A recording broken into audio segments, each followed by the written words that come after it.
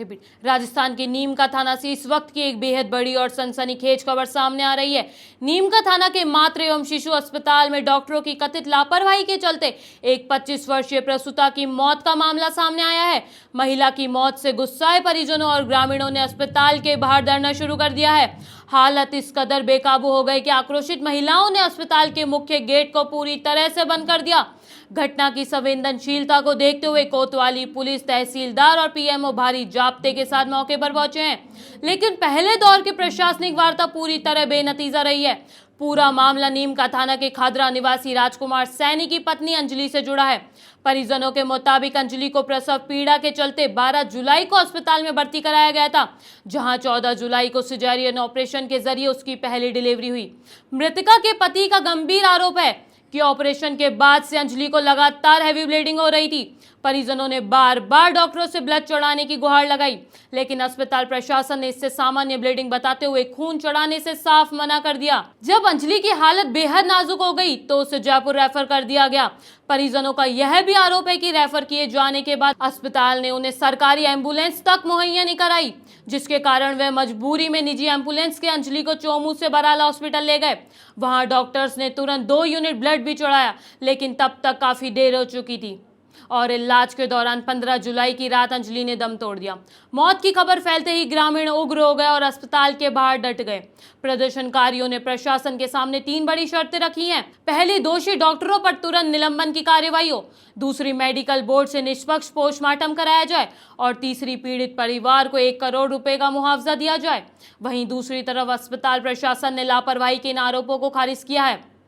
डॉक्टरों का कहना है कि मरीज में पहले से ही खून की कमी यानी एनीमिया था, जिसके चलते भर्ती के दिन ही उसे 1 यूनिट ब्लड चढ़ाया गया था।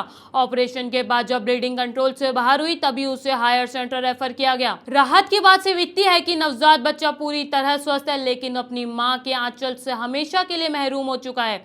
फिलहाल तहसीलदार देवीलाल चौधरी और सीआई विक्रम सिंह सहित तमाम अधिकारी मौके पर समझाइश की कोशिशों में जुटे हैं।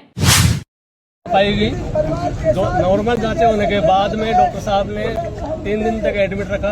उसके बाद में एन वक्त 12 बजे 25 मिनट पे एडमिट किया और 1 बजते बजते उनको बाहर निकाला। आनंद फानन में उनको ऑपरेशन करके बाहर निकाला। थोड़ी देर बाद में पता चलता है कि ब्लड बह रहा है। डॉक्टर साहब को बात की कि साहब ब्लड बह रहा है। डॉक्टर साहब ने अनसुना किया, बोले ये ऐसे ही बह रहा है, जो खराब ब्लड है ना वो ब्लड ब्लड की है। व्यवस्था हम कर रहे थे, मगर उनके लिए भी उन्होंने मना किया और किसी प्रकार का ध्यान नहीं दिया। पूरी लापरवाही बरतने के बाद में 3 घंटे बाद में मरीज एकदम सीरियस हो गया। उसके बाद में उन्होंने रेफर किया और रेफर बराला हॉस्पिटल हम पहुंचते हालत नाजुक हो गई, कंडीशन खराब हो गई थी। मात्र 2 यूनिट ब्लड बचा था उसके अंदर। वहाँ के डॉक्टर साहब ने जैसे तैसे करके एडमिट किया।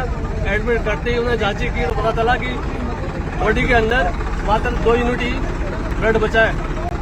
उसके बाद क्रिटिकल बताई उन्होंने। उसके बाद में उन्होंने आईसीयू में एडमिट किया और इलाज चालू किया, मगर उस टाइम तक काफी लेट हो चुकी थी। समय धीरे धीरे गुजरता गया और लास्ट में मतलब डेथ हो गई। वहाँ के डॉक्टरों की ये कथित लापरवाही और सिस्टम की बेरुखी एक हंसते खेलते परिवार पर वज्रपात बनकर टूटी है। अब देखना यह होगा कि जांच में क्या निकलकर सामने आता है। क्या महिला की मौत चिकित्सकों की लापरवाही से हुई है या फिर यह एक हादसा था। सवाल यह भी है कि यदि चिकित्सक की लापरवाही सामने आई तो क्या उस चिकित्सक पर विभागीय कार्रवाई होगी या फिर यह भी एक खबर बनकर रह जाएगी। इसी तरह की अन्य तमाम खबरों के लिए लगातार आप बने रहिए एमटीवी राजस्थान न्यूज के साथ। नमस्कार। एमटीवी राजस्थान न्यूज ला रहा है आप सभी दर्शकों के लिए मनोरंजन का खजाना। देखिए हर मंगलवार शाम 7:30 बजे Rajasthani song only for MTV Rajasthan news पर।